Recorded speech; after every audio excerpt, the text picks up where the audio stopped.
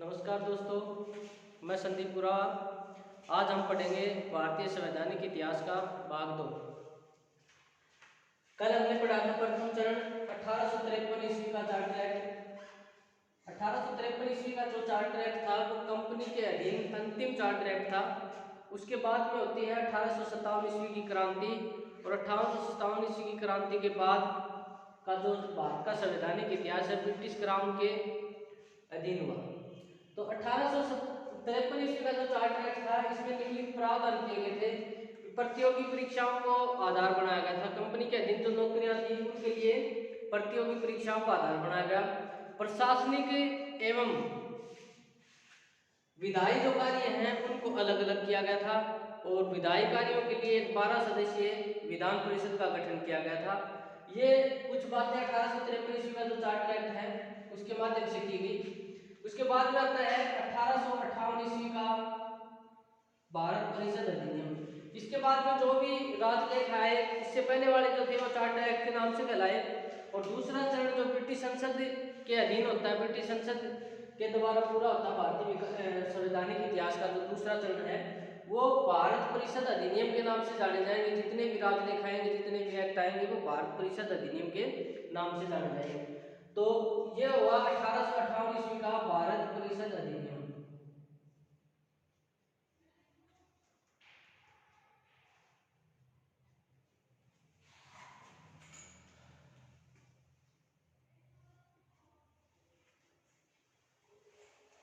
अठारह सौ अट्ठावन ईस्वी का जो भारत परिषद अधिनियम था इसकी मुख्य विशेषताएं क्या थी? इससे पहले भारत का जो गवर्नर जनरल था उसको बदल के वायसराय के पद में बदल दिया। ठीक है, गवर्नर जनरल का जो पद था भारत का गवर्नर जनरल,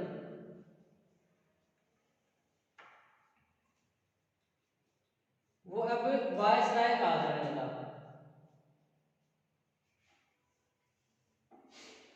प्रथम वायसराय लॉर्ड कैनिंग को बनाया गया था, और लॉर्ड कैनिंग ही क्या था? अंतिम भारत का गवर्नर जनरल था। तो प्रथम वायसराय लॉर्ड कैनिंग को बनाया गया।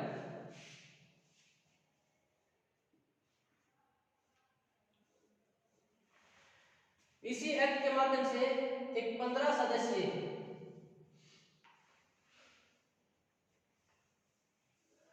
भारत परिषद का गठन किया गया।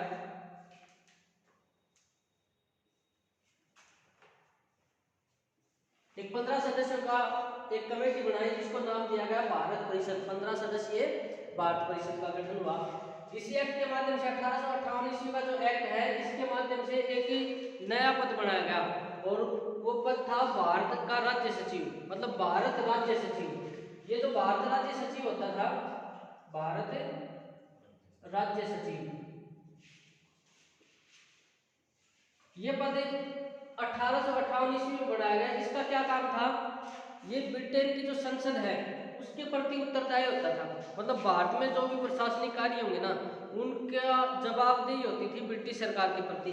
ये जो भारत सचिव होता था ये उस समय की जो ब्रिटेन की संसद थी उसका जो कैबिनेट था उसका सदस्य होता था। जैसे हमारे यहाँ पे अलग अलग मंत्री होते हैं ना, कैबिनेट मंत्री, उसी प्रकार से वहाँ पे एक कैबिनेट में एक पद बनाया गया था और उसको नाम दिया गया था भारत राज्य सचिव।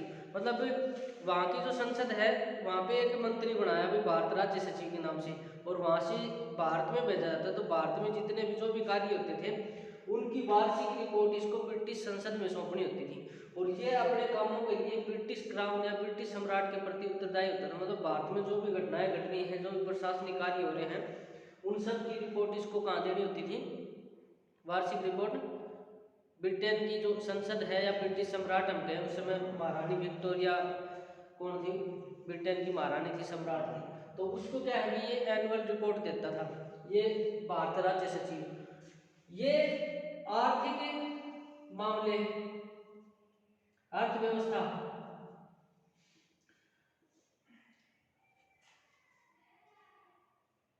अर्थव्यवस्था तथा अखिल भारतीय सेवाओं,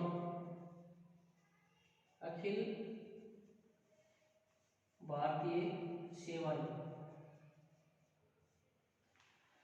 अर्थव्यवस्था और अखिल भारतीय सेवाओं का जो सर्जन था, इन को मानने के लिए जो ये जो भारत परिषद होती है, इनके विचार के लिए बाध्य था। मतलब अर्थव्यवस्था से संबंधित कोई बात हो या फिर अखिल भारतीय सेवाओं के सर्जन से संबंधित कोई बात हो, तो ये इन दो बातों को मानने के लिए क्या था, बाध्य था। अन्य सभी कोई भी अगर किसी भी प्रकार की बात हो भारत परिषद की, तो ये उसको निरस्त कर सकता था।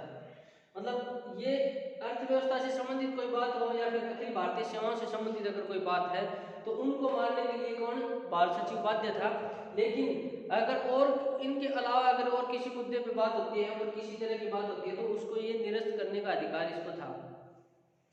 इस एक्ट के माध्यम से और क्या हुआ, 1858 ईस्वी के से पहले कंपनी भारत में शासन कर रही थी। ठीक है, कंपनी क्या थी, ब्रिटेन की संसद के प्रति उत्तरदायी थी। लेकिन इस एक्ट के माध्यम से 1858 ईस्वी का जो एक्ट है, इस एक्ट के माध्यम से कंपनी का जो प्रशासनिक सेवाएं हैं वो समाप्त कर दी गई और सीधा क्या है भी भारत का जो शासन है ब्रिटिश सम्राट के हाथों में सौंप दिया गया। तो ब्रिटिश क्राउन का क्या हुआ भी यहाँ पे, सीधा ब्रिटिश क्राउन के हाथों में भारतीय राज्य से, तो मतलब एक संसदीय व्यवस्था की नींव पड़ी, संसदीय शासन की नींव इस एक्ट के माध्यम से, क्योंकि ब्रिटिश की संसद है वो सीधा शासन यहाँ पे करने लगी। तो इस एक्ट को भारत के जो शिक्षाविद थे, पढ़े लिखे जो व्यक्ति थे, उन्होंने भारतीयों का मैग्ना कार्टा कहा था इसको। ठीक है, इस एक्ट को क्या है, भारतीयों के लिए मैग्ना कार्टा कहा था। मैग्ना कार्टा क्या है अभी, ये जो 1858 ईस्वी का जो एक्ट है, भारतीय परिषद अधिनियम 1858 का, ये मैग्ना कार्टा कहलाता है। क्यों कहलाता है, क्योंकि 1255 में मैग्ना कार्टा एक जगह है, मैग्ना कार्टा एक जगह है, जगह का नाम है, और वहां से इंग्लैंड में संसद की सर्वोच्चता को स्वीकार किया गया था। पहले वहां पे क्या था, राजशाही था। ठीक है, उसके बाद में संसद की जो संसदीय व्यवस्था है उसको 1255 में इंग्लैंड में स्वीकार किया गया था। और इसी एक्ट के माध्यम से भारत में क्या है, संसदीय शासन, मतलब ब्रिटेन की संसद का सीधा शासन यहाँ पे पड़ा। तो उन्होंने क्या है, इसकी तुलना करते हुए इसको क्या है, मैग्ना कार्टा कहा था। ठीक है, तो ये 1858 ईस्वी का भारत परिषद अधिनियम है। इसकी प्रमुख विशेषता क्या है, लॉर्ड कैनिंग को प्रथम वायसराय बनाया गया, जो गवर्नर जनरल का पद है उसको वायसराय पद दिया गया। 15 सदस्यीय भारत परिषद का गठन हुआ और भारत राज्य सचिव का पद बनाया गया एक। और ये जो राज्य सचिव है, ये वहाँ की उस समय की वर्तमान की जो कैबिनेट होती थी उसका सदस्य होता था, और भारत में होने वाले सभी तरह के प्रशासनिक एवं राजनीतिक कार्यों के लिए ये जिम्मेवार होता था। एक व्यवस्था और की, इसमें जो बोर्ड ऑफ कंट्रोल था और नियंत्रक मंडल था। ठीक है, नियंत्रक मंडल और board of control, board of control, इनको क्या कर दिया भी, समाप्त कर दिया था। ठीक है, बोर्ड ऑफ कंट्रोल और बोर्ड ऑफ डायरेक्टर जो है इनको समाप्त कर दिया गया था। तो ये व्यवस्था ने की गई 1858 ईस्वी के भारत परिषद अधिनियम के द्वारा।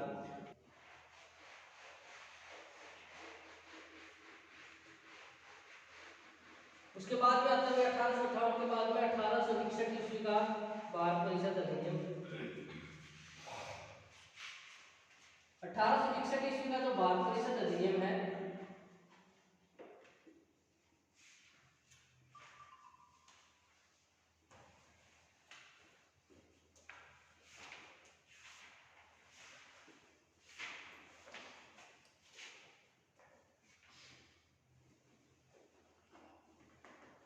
इसमें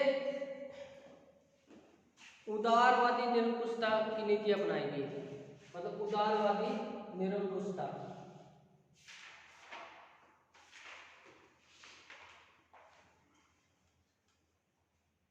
निरंकुशता का मतलब तो समझते हो, उदारवादी निरंकुशता का मतलब है कि निरंकुश तो थे लेकिन एक दया का भाव भारतीयों के ऊपर इस एक्ट के माध्यम से दर्शाया गया था।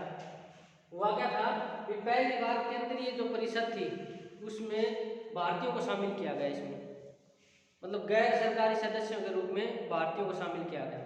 कौन कौन थे, 3 भारतीय सदस्य पहली बार इसमें शामिल हुए थे। एक तो था राव दिनकर,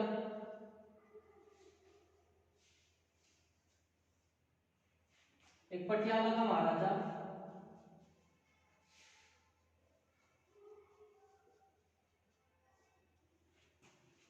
और एक बनारस का राजा।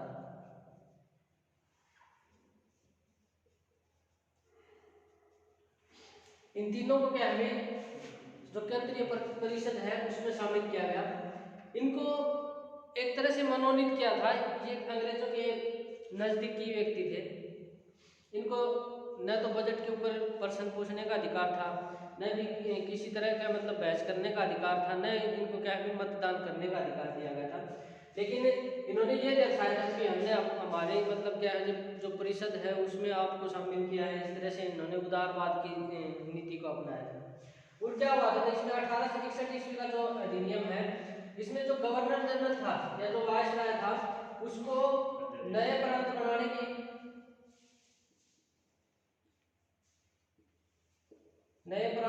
की उन प्रांतों की सीमाओं का निर्धारण करने की, नए प्रांतों की सीमाओं का निर्धारण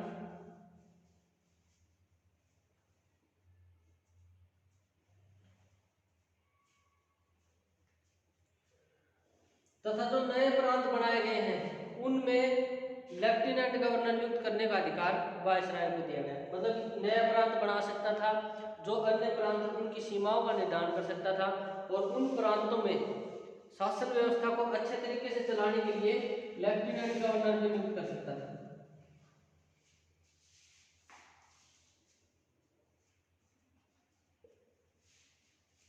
लेफ्टिनेंट गवर्नर भी नियुक्त कर सकता था। पहली बार इस एक्ट के माध्यम से वायसराय को अध्यादेश जारी करने की क्या है छूट दी गई। ठीक है, तो अध्यादेश जारी करने की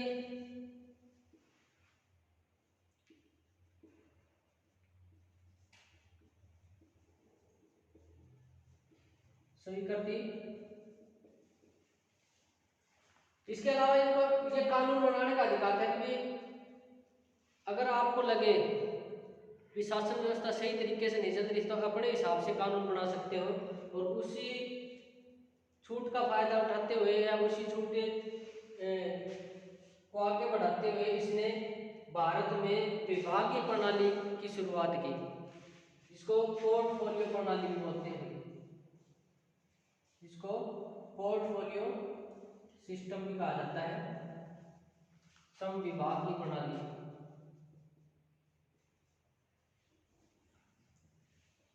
क्या थी ये संविभागीय प्रणाली या पोर्टफोलियो प्रणाली?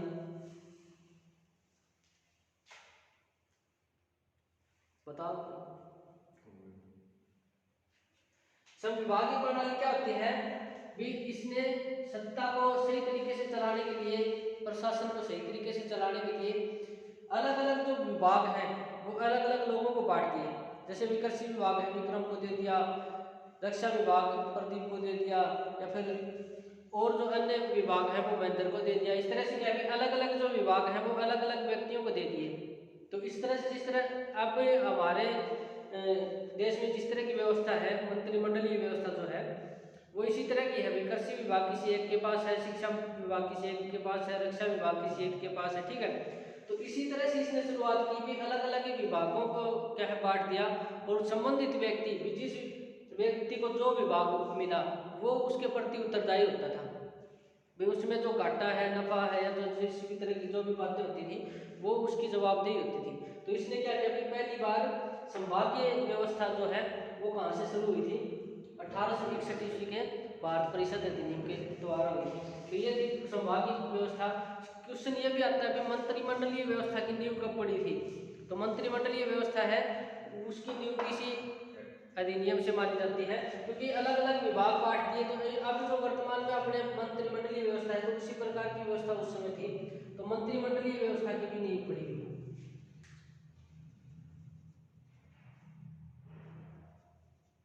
इसी एक्ट के माध्यम से मंत्रिमंडलीय व्यवस्था की नींव पड़ी। तो ये चार पांच बातें हैं विशेष रूप से इसमें याद रखने की। उदारवाद की निरंकुशता अपनाएगी। पहली बार क्या है, 3 भारतीयों को परिषद में शामिल किया गया। राव दिनकर पटियाला का महाराजा और बनारस का राजा। इनको न तो प्रश्न पूछने का अधिकार था, न बजट में बोलने का अधिकार था, न मतदान करने का अधिकार दिया गया। नए प्रांत बनाने की स्वतंत्रता दे दी कि वायसराय को उनकी सीमाओं का निर्धारण करने की स्वतंत्रता, और अच्छी तरह से क्या है इसमें कार्य को चलाने के लिए, प्रशासन को चलाने के लिए लेफ्टिनेंट गवर्नर नियुक्त करने का अधिकार वायसराय को दिया गया। अध्यादेश जारी करने का अधिकार दिया गया और पोर्टफोलियो प्रणाली की शुरुआत हुई और मंत्रिमंडलीय व्यवस्था की नींव पड़ी। यह 1861 ईस्वी का भारत परिषद अधिनियम। उसके बाद में आता है 1900, उसके पहले आता है 1892 ईस्वी में।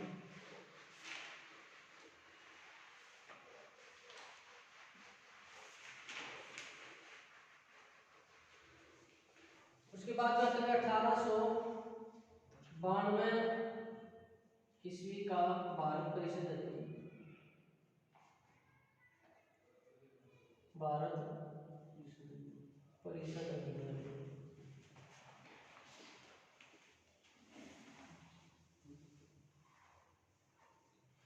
इसमें क्या कह रहे थे कि इस एक्ट के माध्यम से पहली बार अप्रत्यक्ष निर्वाचन पद्धति की शुरुआत हुई थी।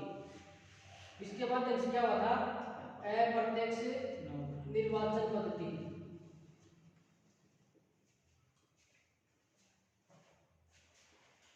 अप्रत्यक्ष निर्वाचन पद्धति की शुरुआत हुई थी, मतलब जो परिषद के जो सदस्य चुने जाते थे वो पहले क्या भी मनोनीत किए जाते थे, लेकिन इस एक्ट के माध्यम से जो परिषद में सदस्य जाते थे उनको क्या है अप्रत्यक्ष रूप से चुनना शुरू कर दिया। प्रत्यक्ष चुनाव तो वो होता है जिसमें जनता भाग लेती है, सीधा जनता के द्वारा चुने जाते हैं। वो अप्रत्यक्ष चुनाव मतलब क्या है कुछ अधिकारी हो गए या फिर जनता के द्वारा चुने हुए प्रतिनिधि हो गए, तो वो उसमें क्या है वोट डाल के उनके द्वारा चुने जाते हैं। वो अप्रत्यक्ष चुनाव होते हैं जिसमें जनता भाग नहीं लेती। तो इस समय क्या है इसमें परिषद के सदस्यों की संख्या है ना 10 से बढ़ा के 16 कर दी गई थी। इस 1892 के जो एक्ट है इसमें परिषद के सदस्यों की संख्या कितनी करी थी? 16 कर दी थी है। ठीक है, तो ये जो सदस्य यहाँ से चुन के जो आते थे ना ये अप्रत्यक्ष रूप से चुन के आते थे, और इनके चुनाव में कौन भाग लेता था? जिला बोर्ड के सदस्य हो गए, जिला बोर्ड के सदस्य हो गए, नगर पालिका के सदस्य हो गए, नगर पालिका, विश्वविद्यालय,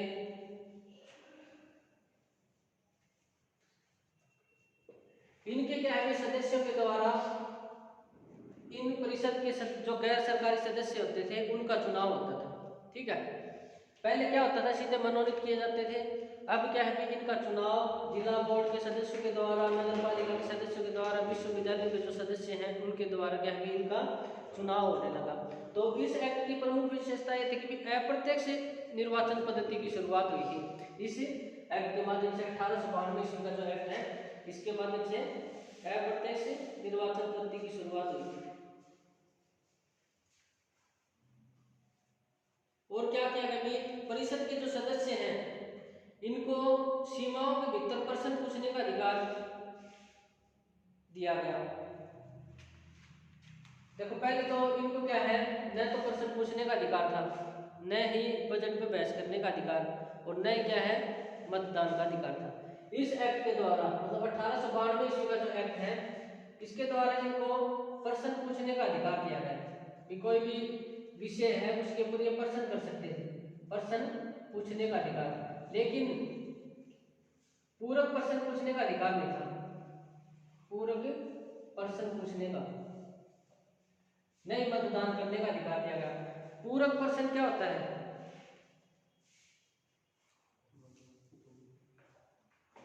अंदर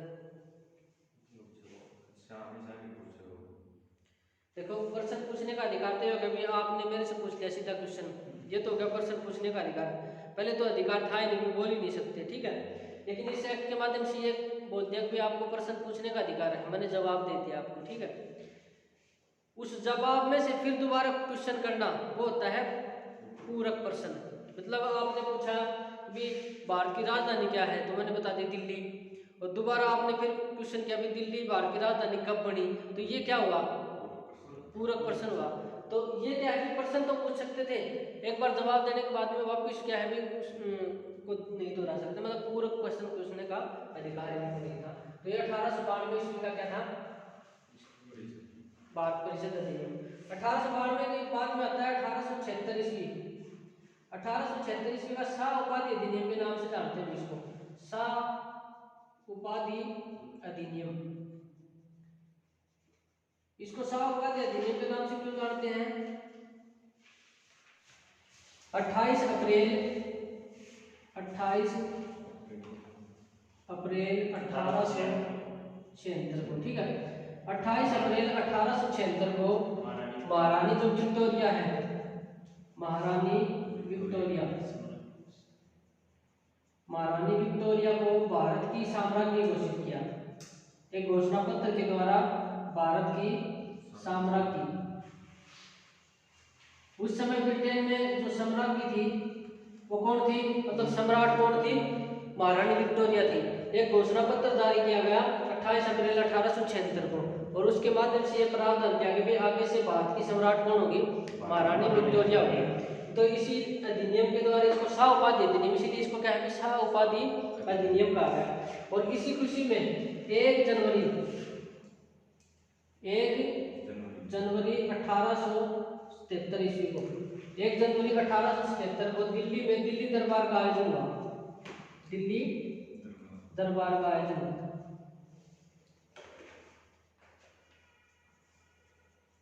इसकी बहुत ज्यादा आलोचना हुई थी दिल्ली दरबार की, क्योंकि उस समय भारत की जो जनता है वो उसकी हालत दयनीय थी, अकाल पड़ा हुआ था, और इन्होंने इस दिल्ली दरबार में बहुत ज्यादा पैसे का खर्च किया था, मतलब पैसा बहुत ज्यादा इन्होंने क्या है खर्च किया था, इसी की आलोचना हुई थी दिल्ली दरबार की।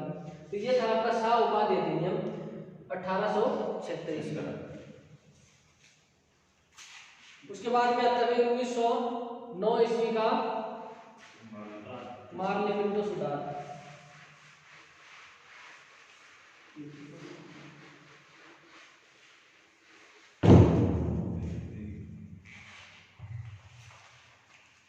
ईस्वी का जो भारत परिषद अधिनियम है, 1909 ईस्वी का भारत परिषद अधिनियम, भारत परिषद अधिनियम,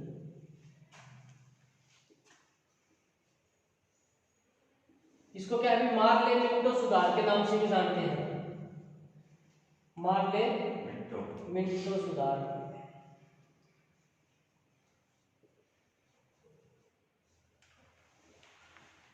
उस समय जो भारत का वायसराय था, भारत सचिव था, वो कौन था? मार्ले था। ये कौन था उस समय? भारत सचिव था। और मिंटो जो था उस समय वायसराय था। इन दोनों ने मिलकर कुछ सुधार कार्य किए थे या सुधार किए थे, उनको क्या है, मार्ले मिंटो सुधार के नाम से जाना गया। 1909 ईस्वी का जो भारत परिषद अधिनियम है, क्या प्रावधान किए गए इसमें? 1909 ईस्वी का जो मार्ले मिंटो सुधार है, सबसे पहले तो क्या है कि इसी एक्ट के माध्यम से सांप्रदायिक निर्वाचन पद्धति की शुरुआत हुई थी, ठीक है। इस एक्ट क्या है, सांप्रदायिक निर्वाचन पद्धति की शुरुआत मानी जाती है इस एक्ट से। सांप्रदायिक निर्वाचन पद्धति,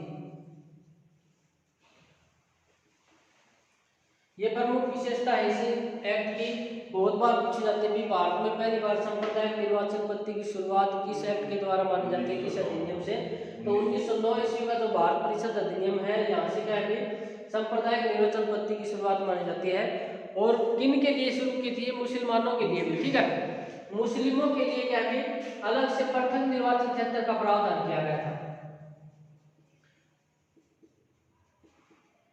मुस्लिमों के लिए पृथक निर्वाचन क्षेत्र का, इसमें क्या व्यवस्था की गई थी कि जो सदस्य परिषद में चुन के आते थे ना, उनमें केवल मुस्लिम ही भाग लेंगे। अगर मुसलमान कोई चुन के आएगा तो उसमें क्या लेंगे, मुसलमान ही भाग लेंगे। पहले क्या होता था कि सब उसमें वोट डाल सकते थे, लेकिन इसमें क्या कहा भी अगर कोई मुसलमान सदस्य चुन के आता है, मुसलमान चुनाव लड़ रहा है, तो उसको वोट डालने का अधिकार सिर्फ क्या है, मुसलमान को ही दिया गया। क्यों की गई थी ये व्यवस्था उस समय? क्योंकि अंग्रेज भारत के लंबे समय तक राज करना चाहते थे। उस समय जो उपनिवेशिक शक्ति के रूप में उभर के ब्रिटेन उभर रहा था, तो भारत उसके लिए क्या है कि महत्वपूर्ण स्थान था, व्यापारिक दृष्टि से या मुनाफा कमाने की दृष्टि से बहुत बड़ा क्षेत्र था भारत। और भारत को ये जल्दी से छोड़ना नहीं चाहते थे। इसलिए इन्होंने क्या किया, 1906 में देखो 1909 में ये एक्ट पारित हुआ। 1906 में क्या हुई थी, मुस्लिम लीग की स्थापना हुई थी। मुस्लिम लीग की स्थापना हुई थी 1906 में। तो इन्होंने क्या किया, मुसलमानों के लिए अलग से पृथक निर्वाचन की बार बार इन्होंने क्या किया, आप इसकी मांग करो, ठीक है। मुस्लिम लीग के सदस्य थे ना, इनको बार बार कह रहे थे कि आप इस चीज की मांग करो, पृथक निर्वाचन क्षेत्र की, ये लगातार मांग कर रहे थे और इन्होंने क्या कि इसको स्वीकार कर लिया। परिणाम क्या हुआ इसका परिणाम भविष्य में हुआ कि भारत और पाकिस्तान दो क्या है राष्ट्र बन गए, ठीक है। तो इसमें मिंटो ने ये कहा भी था कि मैं भारत में नाग के बीज बो रहा हूँ, नया नाग के दांत बो रहा हूँ, जिसका परिणाम भविष्य में क्या होगा, भयंकर होगा। और परिणाम ये हुआ कि भी ये मुस्लिमों के लिए क्या अलग से पृथक निर्वाचन क्षेत्र की धीरे धीरे क्या है अलग से उन्होंने क्या है पाकिस्तान की मांग शुरू मतलब धर्म के आधार पर विभाजन उन्होंने यहाँ से शुरू कर दिया। और 1909 से लेके क्या है 1947 तक राज कर गया, ठीक है। तो ये क्या था 1909 ईस्वी का भारत परिषद अधिनियम था, जिसको पार्लियामेंट सुधार के नाम से भी जानते हैं। और पहली बार क्या है सांप्रदायिक निर्वाचन पद्धति की शुरुआत और मुसलमानों के लिए पृथक निर्वाचन क्षेत्र का प्रावधान इसमें किया गया 1909 ईस्वी के एक्ट के द्वारा। जो परिषद के जो सदस्यों की संख्या थी वो 16 से बढ़ाकर 60 कर दी। जो उस समय परिषद में सदस्यों की संख्या 16 थी और इसमें इस एक्ट के माध्यम से क्या कर दी गई, 16 से बढ़ा के 60 कर दी गई। और केंद्रीय परिषद को कि जो सदस्य थे, गैर सरकारी जो सदस्य थे, केंद्रीय परिषद में जो गैर सरकारी सदस्य थे, मतलब जो अप्रत्यक्ष रूप से चुन के आते थे, उनको पूरक प्रश्न पूछने का अधिकार दिया गया। पहले इनको क्या है प्रश्न पूछने का अधिकार नहीं था, प्रश्न पूछने का अधिकार था, पूरक प्रश्न पूछने का अधिकार नहीं था, ठीक है। तो पूरक प्रश्न पूछने का अधिकार दे दिया गया। और लोक हित के विषय जो थे,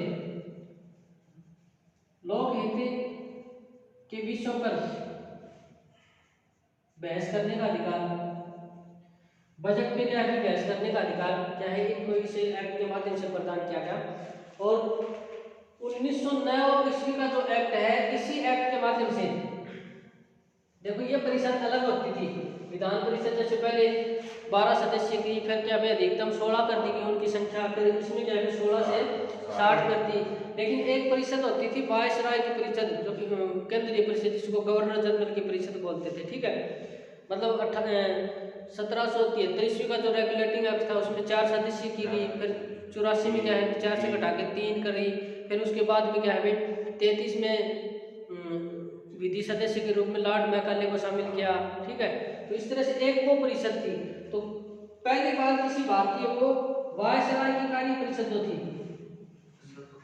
वायसराय की जो केंद्रीय परिषद जिसे या कार्य परिषद जिसको कहें, उसमें क्या है एक सदस्य को शामिल किया गया। पहली बार किसी भारतीय सदस्य को शामिल किया था और वो भारतीय सदस्य कौन था, सत्येंद्र प्रसाद सिन्हा, ठीक है। सत्येंद्र प्रसाद एक तो टैगोर है, एक क्या है सिन्हा, तो ये क्या है सत्येंद्र प्रसाद सिन्हा को किस रूप में इसको शामिल किया था भाई,